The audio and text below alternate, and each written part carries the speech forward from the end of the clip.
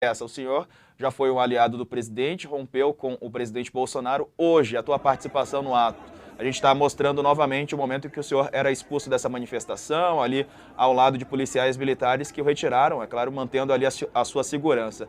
Como isso aconteceu? O senhor estava lá para acompanhar o ato, foi lá fazer exatamente o quê, deputado? Boa tarde. Boa tarde. Vocês me ouvem bem? Que eu estou sem fone aqui. Ouvindo perfeitamente bem, deputado. Que bom.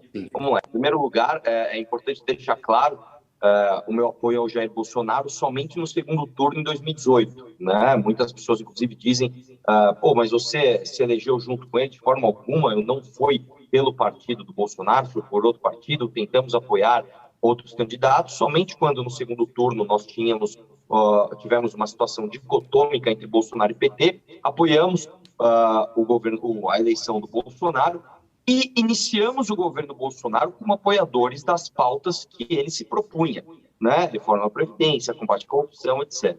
O que acontece é que no meio do caminho ele traiu todas as suas pautas e nós nos tornamos ferrenhos opositores a seu governo, né? E quando eu fui nessa manifestação hoje, não é a primeira manifestação bolsonarista que eu vou, eu não fui de forma alguma para referendar o que estava sendo feito ali, eu não fui de forma alguma para acompanhar os atos ou para dar uma força para o pessoal. Muito pelo contrário, fui lá questionar se as pessoas que ali estavam sabiam os motivos pelos quais elas estavam lá. E o que eu encontrei foi, conforme esperado, pessoas que não tinham a menor noção do que estavam fazendo, né? Então, eu fui lá justamente perguntar, por exemplo, você é a favor você é contra o STF? Somos contra o STF, tarará, tarará.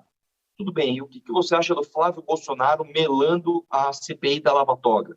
Aí a pessoa não tem resposta. A gasolina tá cara? Tá cara. Tá cara por quê? Por causa dos governadores. Quanto que os governadores aumentaram de ICMS na gasolina?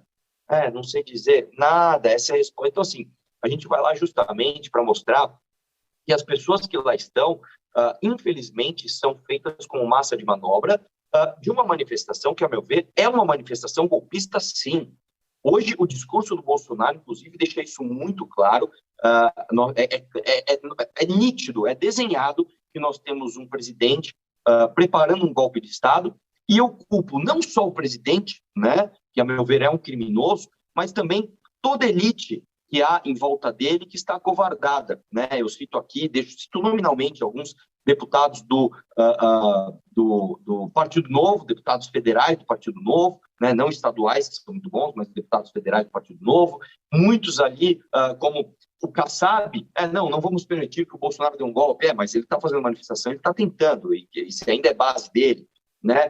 Alas do PSDB, como o próprio Aécio Neves, que é base do governo, né? Eu poderia citar, inclusive, a própria Janaína Pascoal, referendando a manifestação. Então, eu culpo, sim, hoje o que está acontecendo. A ala criminosa desse governo, que representa principalmente a família do Jair Bolsonaro, mas também uma elite acovardada que fica em volta dele com medo de bater de frente com essas pessoas que, infelizmente, são feitas como massa de manobra.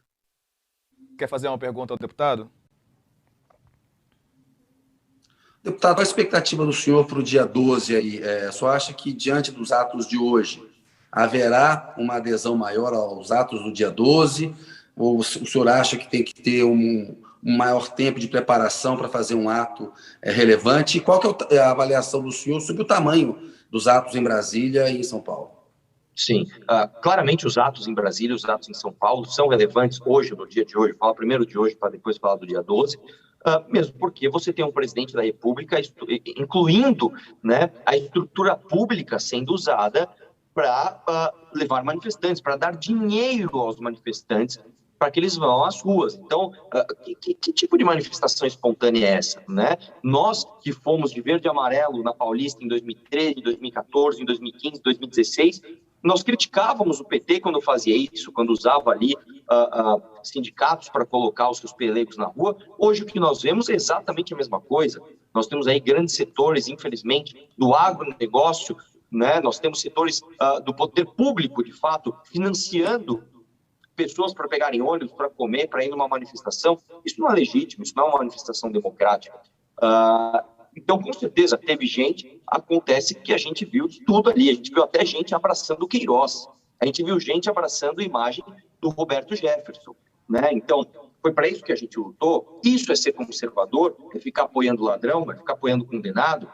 E em relação ao dia 12, o que nós temos que fazer é uma resposta a esses atos antidemocráticos. É claro que nós não temos o tamanho da máquina pública, nós não temos dinheiro público, nós não temos o tamanho da estrutura que eles têm para convocar os atos, mas a adesão está sendo enorme, porque a adesão ao dia 12, é importante deixar claro, é uma adesão suprapartidária, é uma adesão que não é mais pelo que eu acho que tem que fazer com a Petrobras, ou pelo que eu acho que deve fazer com a reforma administrativa, ou a reforma tributária, é um ato pela democracia, né? Inclusive, diversos setores da sociedade que divergem entre si estão nesse ato, inclusive pelo direito de divergir.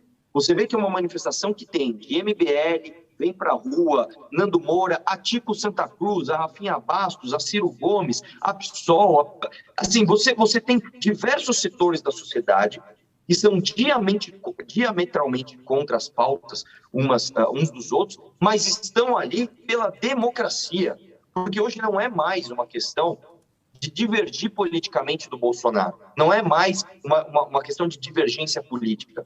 É uma questão de defesa da instituição, né, das instituições, da democracia de fato. Então, com certeza é uma manifestação muito ampla, ela vai ser histórica, e eu digo para você, daqui 10, 20 anos, eu vou ter orgulho de mostrar aos meus filhos e aos meus netos as fotos da manifestação do dia 12 de setembro de pessoas corajosas que foram defender a democracia nas ruas. Deputado, qual a sua impressão? Você acha que é possível que ainda se vote um impeachment do Bolsonaro, ou você acha que não vai haver essa?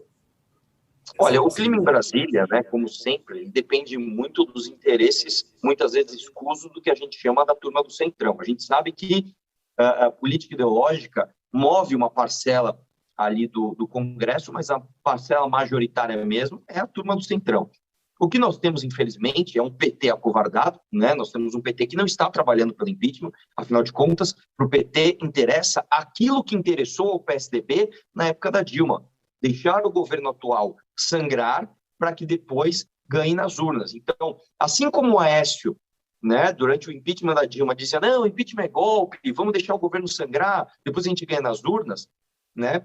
A gente vê o PT fazendo a mesma coisa. O PT não está trabalhando pelo impeachment. O PT, que é o maior partido, que deveria ser o maior partido de oposição, é um partido que não quer o impeachment.